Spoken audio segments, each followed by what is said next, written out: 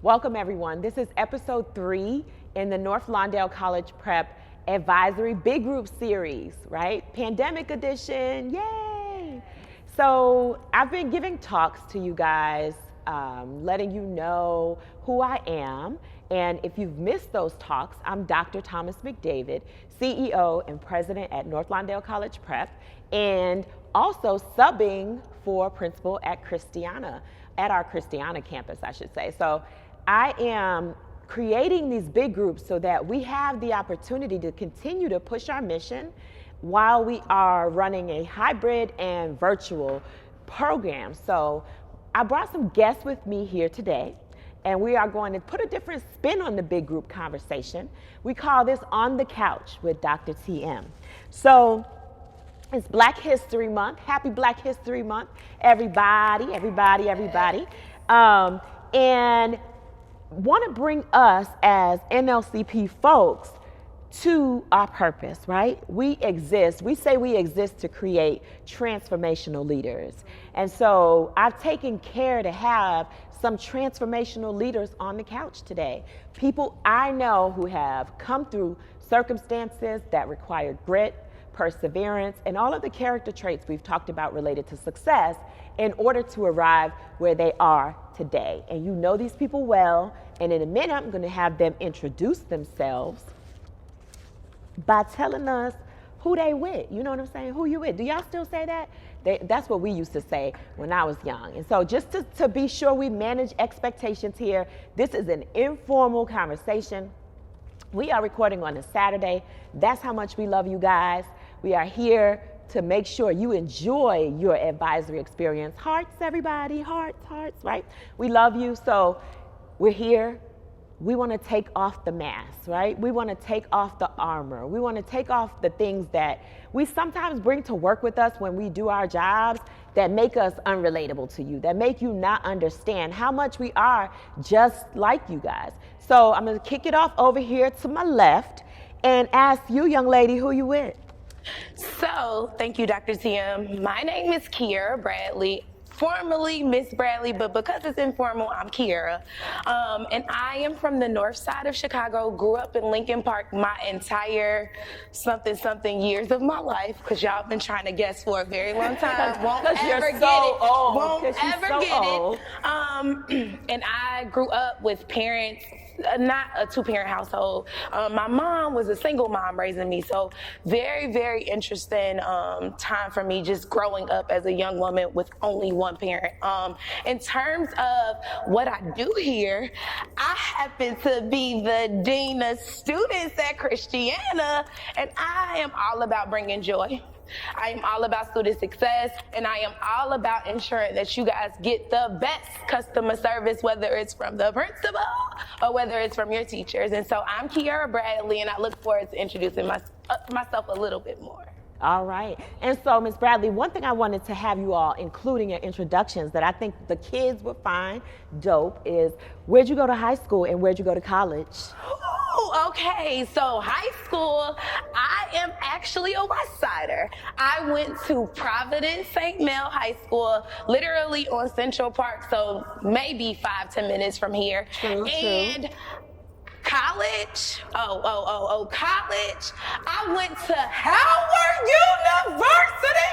Yes. Sis, calm down. Calm down. Okay, y'all know who y'all vice president. Okay, y'all vice Miss Williams, who you with? I'm with North Lawndale, first and foremost. Let it be known. Period. From the West Side, okay? From the West Side, and that is my heart. North Lawndale, the community, is where I wasn't born, but I certainly was raised. So I moved to North Lawndale when I was 4. My mom moved on 14th in St. Louis. It's just right around the corner from the North Lawndale College Prep. And then we moved over to 16th and Christiana, right here in front of North Lawndale College Prep High School. And I just knew I wasn't going to go to this high school. But I ended up coming to North Lawndale College Prep. Mr. Kelly actually walked across the street and brought me my acceptance letters, and I was so mad. I was so mad about it.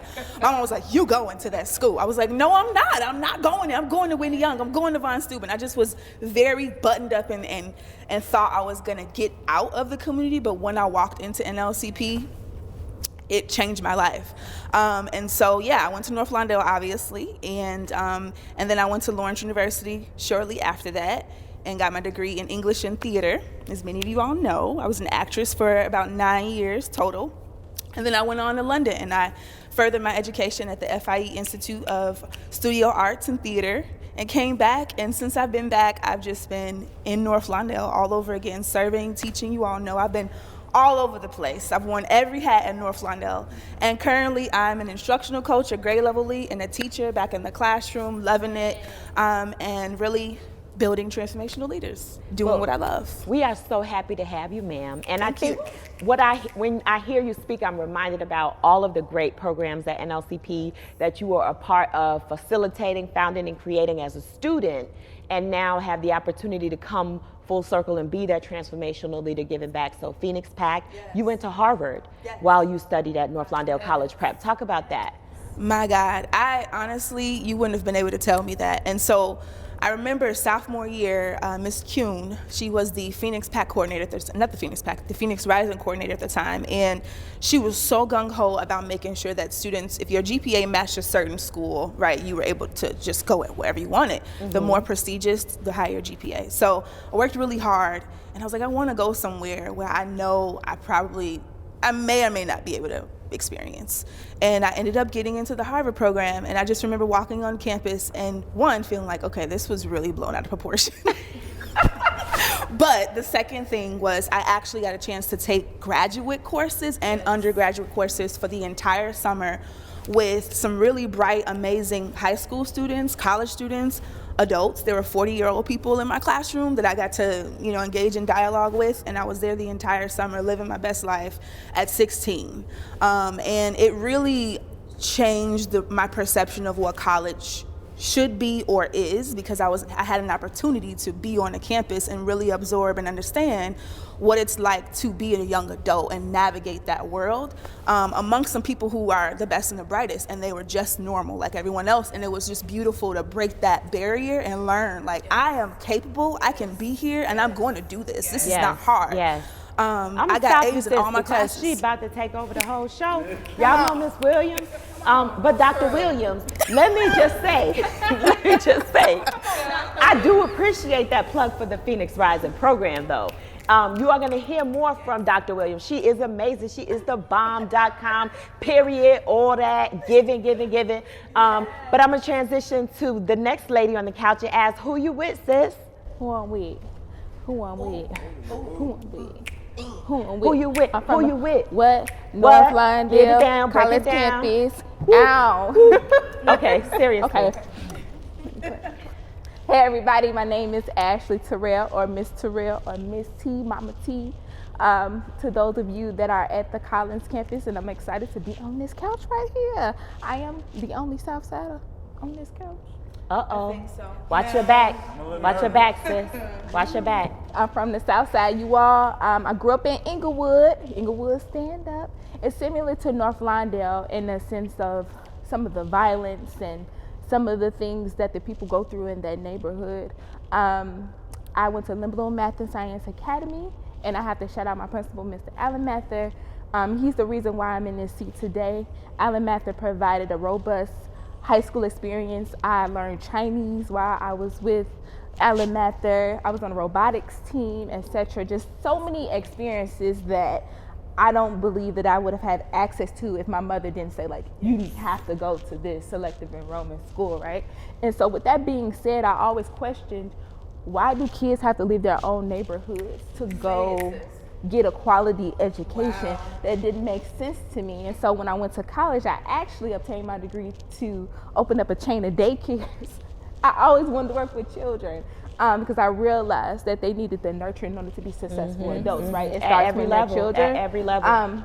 However, I was led in a different direction, and I ended up teaching 9th grade English in Inglewood, so that transformational leadership, going back to nurture the scholars in my community. And then I was led to North Lawndale to give back. So I'm really excited to be here. I'm not from the West Side, but is still my side as well. Hey.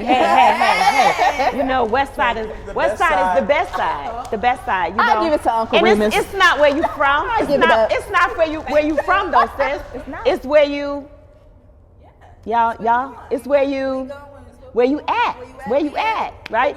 That's a generational gap. That just goes to show who's really the old lady on the couch, right? It's not where you from, it's where you at. All right, wait. You know, but it's okay because I blend in with y'all. I blend in. But I want to capture two things. One, the point that you already lifted up, that you were a transformational leader, came back to the community to do that work, and also that be it whether you're here on the west side, on the south side. Myself, I'm from Brooklyn, New York, right? Grew up in situations a lot like the kids on both sides. I founded a high school in Inglewood, the one you actually worked at, Nobles, Johnson College Prep, the best campus at Noble. But JCP was full circle for me, even though I wasn't from Chicago or Inglewood, right? So the trials and tribulations and things that I went through in Brooklyn growing up as a little girl were very much connected to what my kids were going through in Inglewood, what my kids are going through here on the west side. So at that point there, right? Like we never know where our transformational leadership will take us. And then the second point that I loved hearing you talk about your principal, although this is not a commercial for Lindblom, I loved hearing you talk about your principal. I'm just kidding. I don't know you, Mr. Matherson. But I think that what's so important in what you said was that the educational institution is so much more. Yes. When you come from a community where you don't necessarily have all of the exposure and the experiences that you both talked about, the educational institution being comprehensive, addressing all of the different aspects of nurturing a child, developmental assets on deck, right? So when we think about going into these communities, we have to consider what are the things that we have to pour into this experience so that students walk away with the confidence and the competence to be successful in their futures. And last but certainly not least, my young man, who you with? Who I'm with. What's up, y'all? My name is Dwayne Scott. I am with the North Lawndale community, y'all. I grew up right here on 16th and Holman, just a half a block away from North Lawndale. Fun fact about me, I was late every day in high school. I went to North Lawndale and I was late every day. You still be late to work. Don't do it. Don't do it. Y'all, I was late every day. It was crazy. But yes, I grew up. It's still crazy, apparently. We moving past that. We transformational leaders. You brought it up, sir. You brought it up, sir. Go ahead. So yeah, right here, y'all, 16th and Holman, half a block away from the school. I attend National Louis University, so I am work in progress, y'all. And finishing up my senior year at National Louis University. Still a baby. Yes, for business management, y'all. And I'm just, coming back here to North Lawndale and coming back and working in my high school, it's just, it means so much to me, more than I, can even express, y'all. Like, being here and seeing it and like knowing where I came from or the position that I was in, high school, after high school, the challenges, and never thinking I was even going to attend Nlcp for high school. Like, I'm like you, Mrs. Zadi. Like, I was like, yeah, I'm not going to North Lawndale. Y'all can forget that. But I mean, I ended up here, and to your point, Dr. TM, like, things happen for a reason. I feel like God put me here at Nlcp for a reason, For sure, certainly. And I love working with the students. I love talking with them. I love connecting with them. Because I'm younger level, so I'm not too far from them, but also being able to show them like you can be different. You know what I'm saying? Like you can have these resources, you can be in this community, and you can still be something great.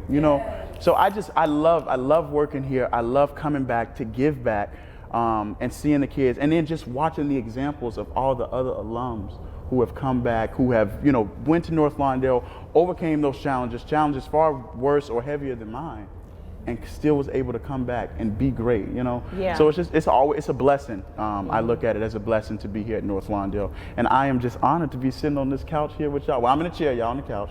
Right. But, to be sitting in this chair with y'all amongst such great people, you know, only male and get to represent, but it's wonderful, y'all. So I'm just looking forward to seeing what's coming. Right. So, and then just to capture something that you said that I connected with was that intentionality, right? When I first came to the Noble Network, that was my first urban ed experience. I came from Naperville, taught, did administration out in the suburbs, and it was great. I loved it, right? We shouting out principals, Mike Razak, Indian Prairie School District 204. He was just a model for leadership for me and really merged love and care with excellence. And it was something I took with me and have sought to apply in my experiences in urban ed. And I remember being told that we were going to be in Inglewood, right? That my campus in particular was going to be in Inglewood. And I thought about all of the challenges that came along with that, all of the ways that I would be challenged around safety, challenged around, I had no idea, you know, the things that came later. We buried kids together.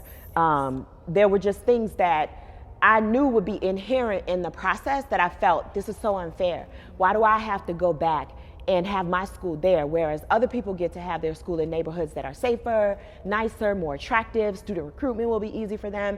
And I felt God saying to me, you know, because you have to go back for your people, you know. And I thought about Harriet Tubman, and I just felt like, what if she was content with her being free? What if she just was okay with herself being free and not caring for the place from whence she came, and understanding that that was my calling, right? They all had their callings, and not to take away from them, but my calling was to go back for my people. And in everything that we do, I think we should be mindful of that. There's so many people who don't connect back, who don't reach back and try to hide or deny those parts of themselves. But I don't care where I go and what rooms I'm in. I always say, hey, I'm just a ghetto girl from Brooklyn. You know what I mean? And she goes with me everywhere because I don't want to leave my community behind. And so whether I'm doing something in excellence, right, and demonstrating the capacity and the potential of opportunity, right? Because if I didn't have the opportunity, if my mother didn't take advantage of the school choice movement, I probably wouldn't be sitting here. The resources that were necessary to access the levels I've climbed to were not available in my neighborhood schools. And that's not to knock neighborhood schools, because there are plenty of great ones in Brooklyn, in Chicago, but that was my reality, right? I'm talking about New Jersey Avenue between Belmont and Sutter in East New York, right? So in that context, it was necessary for me to have opportunity and then bring it back. So I want to move into my content from today. Our mission at NLCP is to prepare our kids with the academic skills as well as the resilience, right? The discipline, the drive to get to and through college. And one of the things I love about NLCP is just the funds that we've been able to raise and provide support to our students in the moment. So whether it's signing a check for books, signing a check for a housing deposit, we have monies for our students when they're in college. The love, the support doesn't stop. And it's met with putting our money where our mouth is. So I wanted to have our students hear from you guys, right? Like I said, my first big group talk was about character traits. The second big group talk was about loving ourselves and understanding what that means and how to break away from broken or negative paradigms. And I wanted them to hear from you, from people that are closer to them on their campus and can talk to some of these things. So I wanted to start, I figured, give me, and anybody can take this one, give me your own applied definition of grit and how it related to your success in getting to and through college. Awesome question. I think, if I could, I'll go ahead and answer that. For me, grit was something that was always like in the back of my mind, but I never made it to the front, right? So I knew what it was, and I knew what I needed to do to make it happen or to get what I needed to get done. But it was something that, you know, it was a pull, you know? It was like, oh, okay, I gotta go, I gotta do this, I gotta get out of bed, I gotta be at school on time, you know? And so it took, honestly, y'all, for me to come back and work at North Lawndale and for me to realize it. I think seeing the students and seeing myself in them and being able to come back and see that was like, dang, like this is real, you know? So for me, it's like grit means like by any means necessary. Like you've got to get it done, right? Yes. And it's like you have that, you got that goal in mind. You know where you want to reach, you know what you want to do or how you want to get there, and you just got to do it. Yes. You just got to do it. You got to get there, and you got to break those obstacles. You got to pass those paradigms. You got to break those patterns, break the cycle, and you got to do what you got to do. And something I really try to pride myself in is like not living in the past, right? Yes. You know, we go through, you know, we're growing and we're learning every day, and we're transforming every day. Mm-hmm. And you know, we make mistakes. You know, you screw up, you mess up, and y'all. Certainly. Come on. I done screwed up. Yes. Okay. And you take that, you look at that, and you just move forward. Yes. You know, and so I really focus on, okay, this is what I did, this is what I screwed up on. I'm not gonna do that again. I'm not gonna make that same mistake again. So, you know, you make multiple mistakes, you know, we grow. But I'm not going to make the same mistake twice. I'm not going to do the same thing again because I looked at that situation and I've moved past it and I've looked at ways on how to be better with that, you know. So I just really pride myself in making sure that I look at that situation and move past it and just keep going, just keep growing, y'all. Yeah, that's what that grit is. Exactly. It's that continuing to keep going, not to give up. What you said, I'm borrowing the words from Brother Malcolm, by any means necessary. And many times I joke and say that's my job description for any job that I take, by any means necessary and whatever it takes. So I want to ask the ladies, any of you have anything to speak to with regards to your own applied definition of grit and how it has related to you getting to and through college? Thank you, Dwayne. That was beautiful. Yes. I actually don't have a blueprint. I feel like some people come from families where people have already went to college, they've already gotten into their careers, and I didn't have that blueprint, sis. I never had a blueprint. I never had like steps. Get heavy with it. Get heavy. I never had like the steps in the sand to like walk into, like, and it just was there. No, didn't have that. So here I am trying to figure it out, and I've been figuring out all of my life, and it's actually a conversation that I'm actually having in the back of my mind right now, right? As I am an adult, I reflect on my journey, one, to give myself a little bit more grace that I need to give myself, because I am doing a great job, I have to say that. So far, it's just places I want to go that I haven't reached yet. And so I just wanted to talk about my journey applying to college. I remember getting my acceptance letter to Northern, and I told my mother, and while she was excited, she just told me, we don't have that money to send you to college. Mm-hmm. I called my advisor, and my advisor drove me to register for my classes without my mama's permission. It was the first time I rebelled. Sometimes educators have to break the law, you know. I had to break the law. It's about the cause. Exactly. I had to be a little defiant because I don't know what it was, but I just knew that wasn't it, right? And so when it was time to enroll, I just said, Mom, I just need you to get the truck. That's it. I paid for everything. I worked my summer job at the Park District and saved up all that money. I didn't buy Jordans that year. I bought my down payment to my room and board, and that was it. And I was on my way, and I don't regret that moment at all because I learned so much. I was able to join a sorority. I was able to be the homecoming queen of a predominantly white institution. Come on, right? Sis. I was able to push through that experience, although I feel like fear is the thing that holds us back. It's not that grit doesn't live inside of us. Mm-hmm. It lives in everybody. It is the fear of what you could potentially do on the earth. Right. That is scary. Yeah, our deepest fear. Yeah, it's not that we're inadequate. Mm-hmm. Yes. Shout out to Dion. Steady quoting that, but Dion, it's true. What about Nelson Mandela, Marion Williamson? Yes. But Dion says it every day to the children. But I just wanted to hone in on that as you all are sitting in your seats and you are watching us. Grit does live inside of you. I know that you hear us say that word all the time, and I know that as I'm walking in advisories, the topic on the table right now is something that you actually talked about, Garland, which is how do I even stay alive to even see what I can be, right? This is a conversation that came up in advisories, in the 9th grade advisories, and so having that fear of not not being able to live because of Yes. external factors. So Yes. how do you even cultivate the Yes. dreams and visions Yes. to even live through? And So let me speak yeah, to go that ahead. because that was something we talked about off camera. Just the feeling that because I lived in a community where there was constant shooting, right?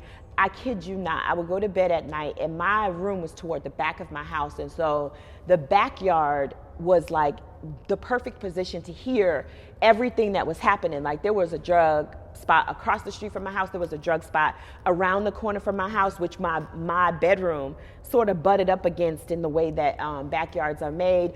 There were the boys on the corner. It was all around us. And so shooting, killing was something constant. You know, walking to school, you could walk over blood that was there, that dried up from somebody getting killed. Definitely lots of crack vials all over the place with the different color caps, you know.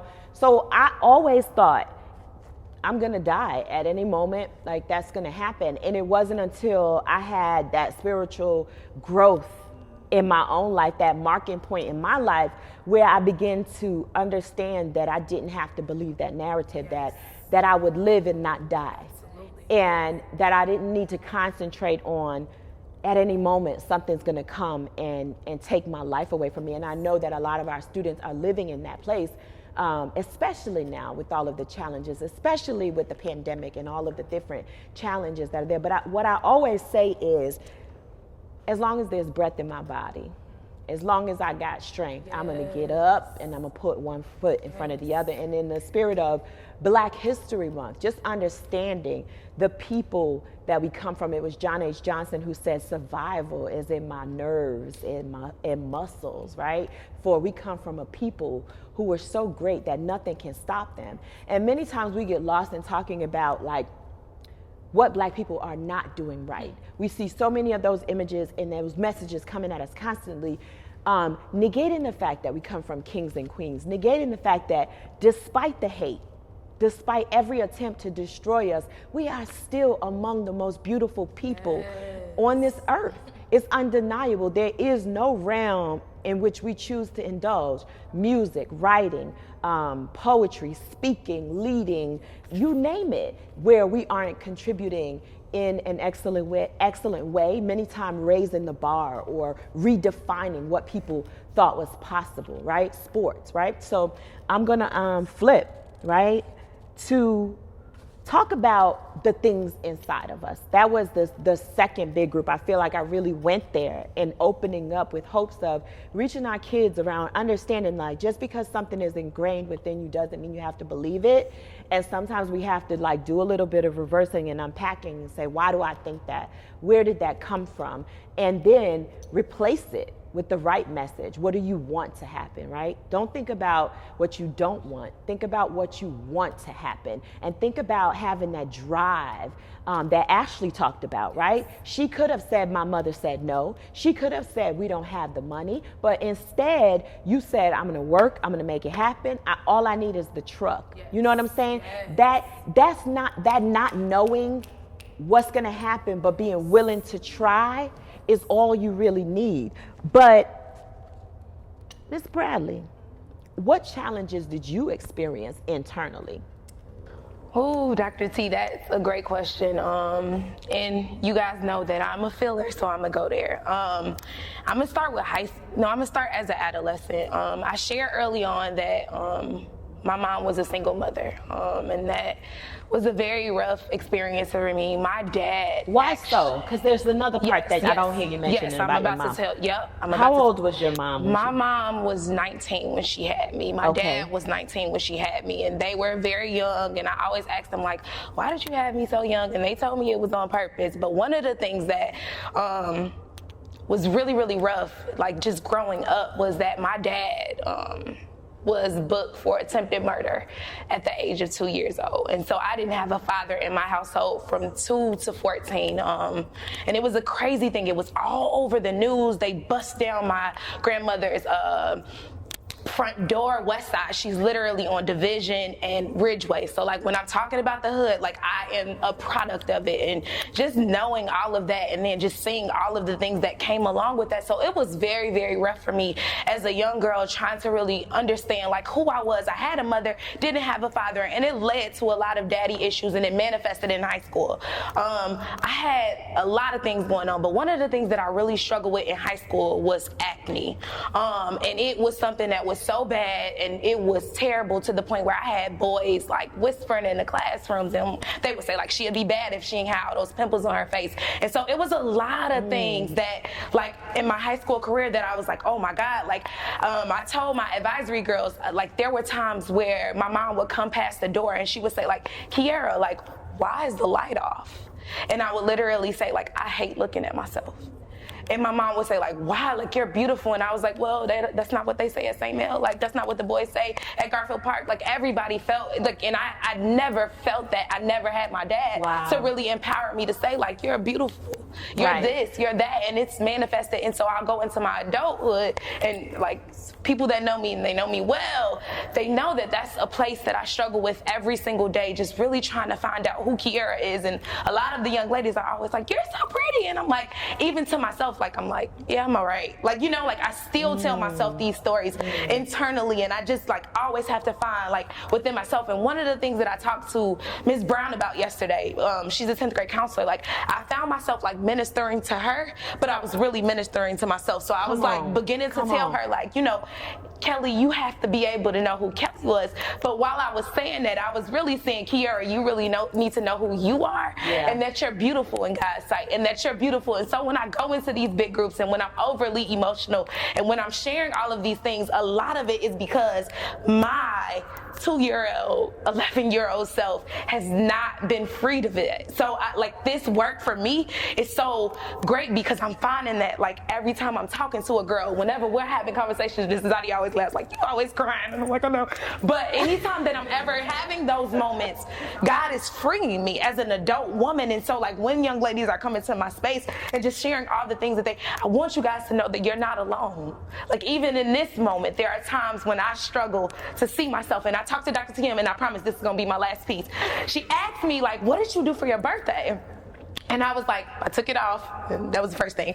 And I was like, you know, Dr. T, I didn't do absolutely nothing. I said, I got my hair done and I got my face done. And I said, and I felt amazing. And then she said something back and she was like, no, I know what you're talking about. I know what you're talking about. And I literally told her, like, it just felt good to look good. You know what I'm saying? Like sometimes it's just like getting your hair done. And I know, like, I'm telling you this, ladies, fellas, I'm telling you this because it is something that is beginning to be my ministry and coming out of like the walls and the skeletons and the, you know, masks that we all wear. And I'm just thanking God every single day that because of this work, like, and because I can impart in younger women in the organization, and I have impartation of other elders, Ms. Vessel, Dr. TM, that like impart in me. Who's she calling an elder? I mean, like now, I'm sorry. Now, you know, let me tell you something, sis.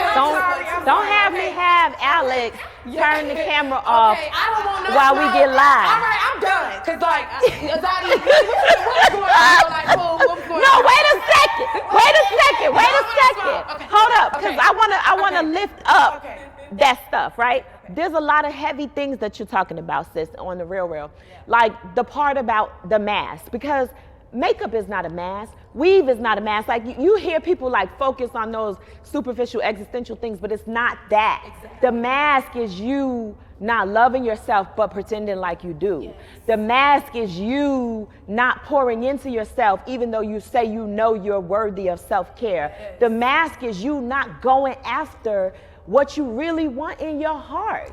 Yes. And one of the things, this came to me when Ashley was talking, and I was reminded when you were talking, is like learning to flip it and understand, like, I'm worthy. Yes. I'm worthy. I'm not working for worthiness. Yes. I'm not hustling for worthiness. I'm not trying to qualify for worthiness. Absolutely. I'm worthy right now. You're worthy right now where you are. You are enough.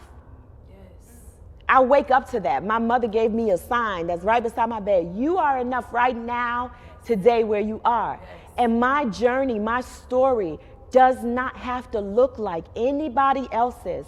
I own it. It's mine. And so it may not be ideal. It may not be perfect. It may involve being a teen mom. It may involve getting a divorce. It may involve having a broken heart. It may involve dropping out of high school. Whatever it is, it's mine. Yes. And when we can really get to that place where we understand, like, I don't do that. I don't lie about who I am. I don't posture and put on shows for people. I say what I really think, and I say how I really feel. And I understand that people don't always like that, or that people may judge me for the things that I've gone through. But it doesn't change that that's who I am. It doesn't change that that's how I feel. It doesn't change that that's what I've been through. And you know what? The beautiful thing about what you just said, what she said, what you two have shared is that by you going through that and being willing to be open and honest about it, somebody on the other side of this camera can be encouraged. Somebody on the other side of this camera can know you can make it too. And so you don't have to feel bad about the things that make you different, because there's somebody who's going to need that. There's somebody who's going to need that encouragement and that lifting, and to know that they are not alone. I want to give Dr. Williams an opportunity. So, this is Dr. Williams, Van Gogh, Picasso, and Debbie Allen. All of it. Debbie Allen, what else? Felicia Rashad, because it's the acting, the dancing, the art, the paint, the academics for her. Like, she got all of that stuff. This is a gifted sister. So come on now, I want you to talk about the things you've battled to arrive at this beautiful specimen that we see before us today. Cliche elevate. Strong J. I just wanted to circle back to something that was said earlier, and we were talking about what our definition of grit is, and I immediately had all this imagery, like just a whole image like went in my mind, and basically what I saw was steps, and then I started to see other sets of steps.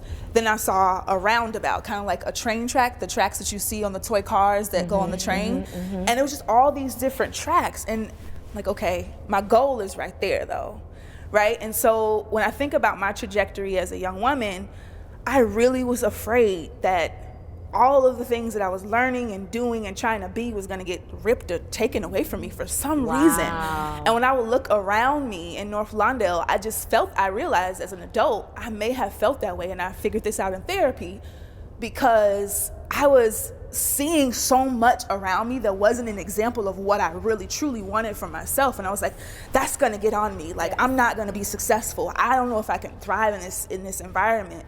And at the same time, it was so beautiful, because so many of my peers and the people I grew up with were like, you're going places. No doubt about it. They call me college girl in North Lawndale when I walk to the corner store, and every summer I came home whenever I could to spend time in the community, because I needed it to stay relevant to me, so that I didn't forget where I came from. Like, yeah, sure, I don't want to be a product of the poverty and the despair and the disappointment of what it means to grow up in a community that's like under-resourced, but I do want to come back and be an example that they can, wherever they're at, it can happen for them too. And so the steps that I described before is an example of like me going to college and getting onto a campus for the first time and realizing, oh shoot, like I really don't think I belong here. Do I belong here? Am I gonna be a failure? Are they gonna think I'm the only black girl here because I got a handout? Like, what are all the things that people are thinking? And so I was telling myself these stories about my worth, about what I could do, and operating from a very perfectionist kind of space, because I was so focused on getting out of North Lawndale, making my mom proud, like making something of myself, and not letting the failure get on me. And it was so heavy to carry, but I do remember, like, all right, I'm gonna take this path, because maybe I failed that test and I feel horrible about it, and it showed up that I have some gaps in pre-calculus that maybe I didn't get because I went to school in an under-resourced community. There are so many things that were coming up for me, and I just remember, like, but I'm gonna take the other route. I'm gonna take those steps instead, because I'm still gonna graduate from college no matter what. So when I think about grit, I think about all the different paths you have to take to reach that goal no matter what. Don't let anybody tell you that you can't get to that goal because you're not taking this set of steps. Take your own set of steps, take your own pathway. And that's exactly what I did. I had peers dropping like flies all around me. Students of color, unfortunately. And what they were lacking was the grit.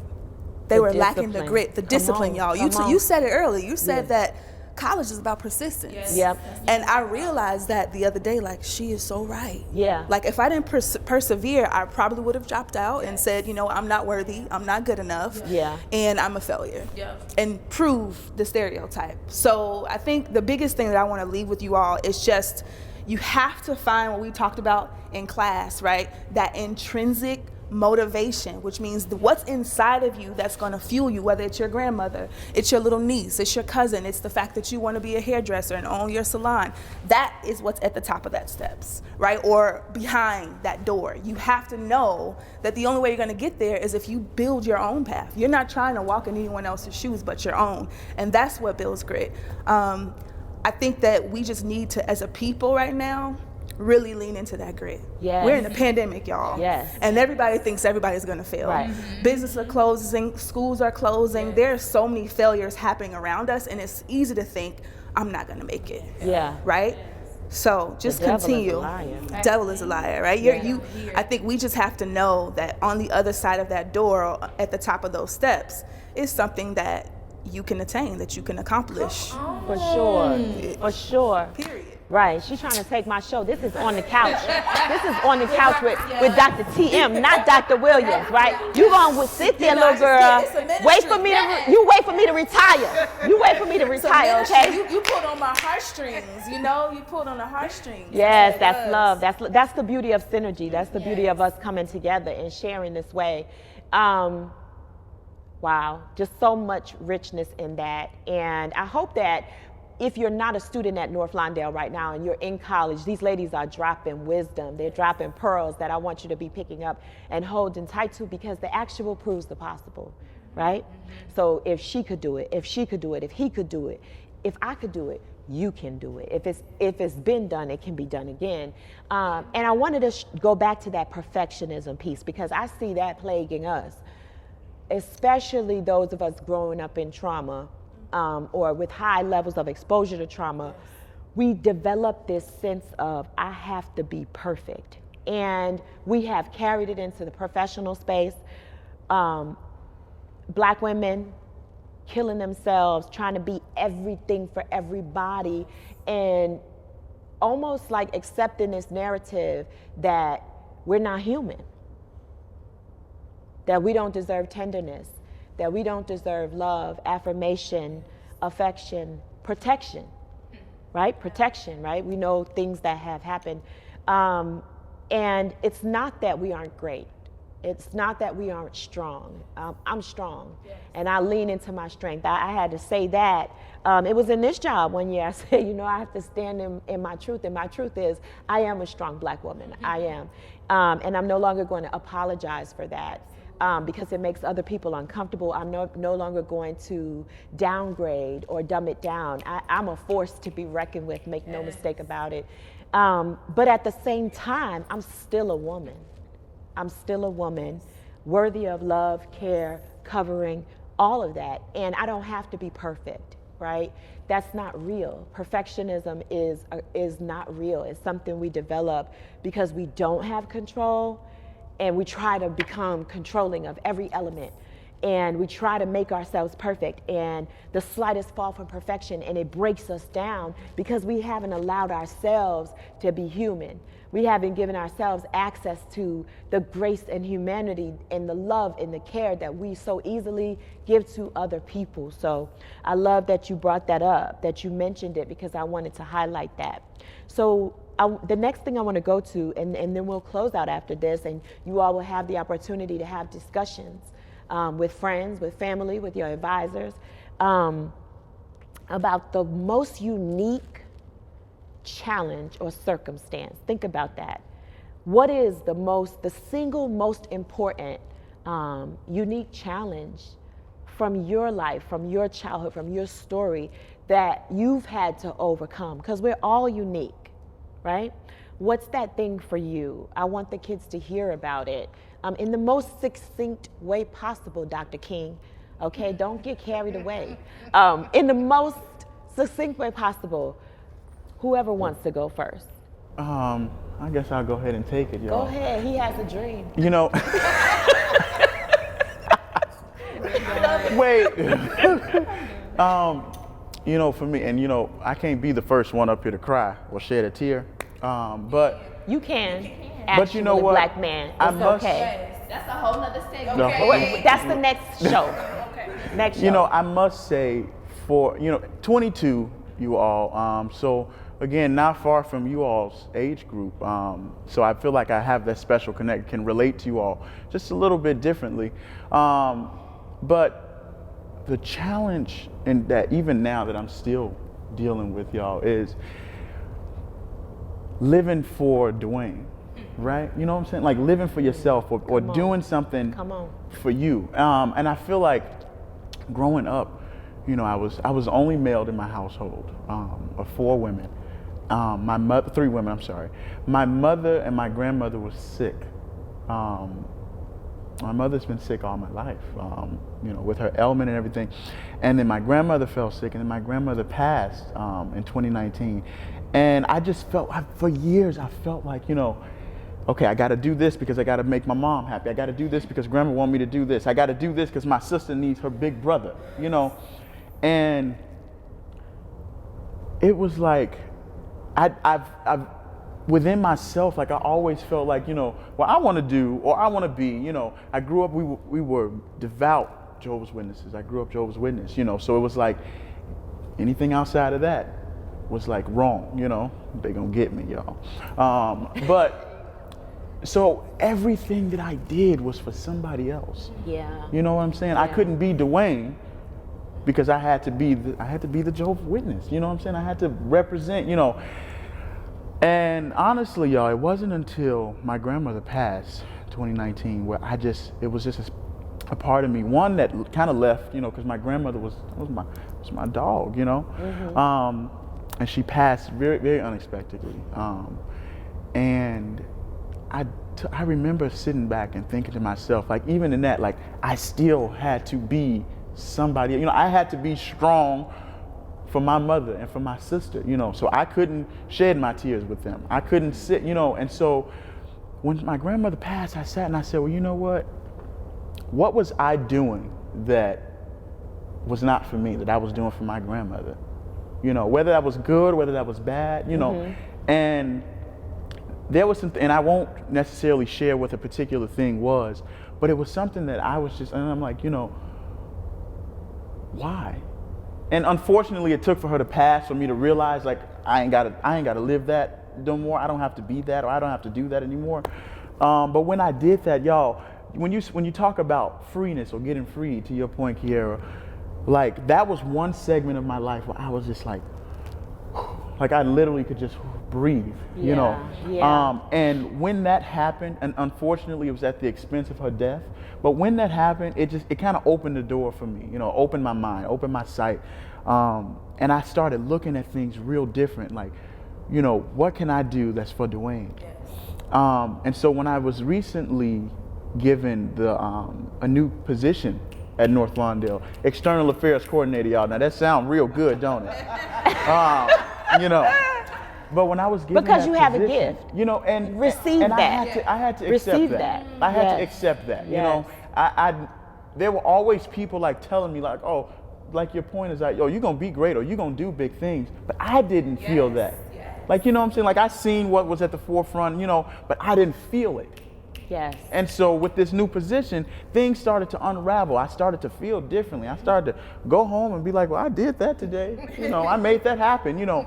And so it's a challenge, y'all, that I'm working at. And I promise my point to this is, as you grow and as you develop and as you think, and it's going to be different circumstances, it's going to be different challenges, you might feel like you're in it alone. You know, you might feel like there's nobody who can relate to you in a sense. There's nobody who can accept that. There's nobody who can help you through that, because I felt that way sometimes, you know.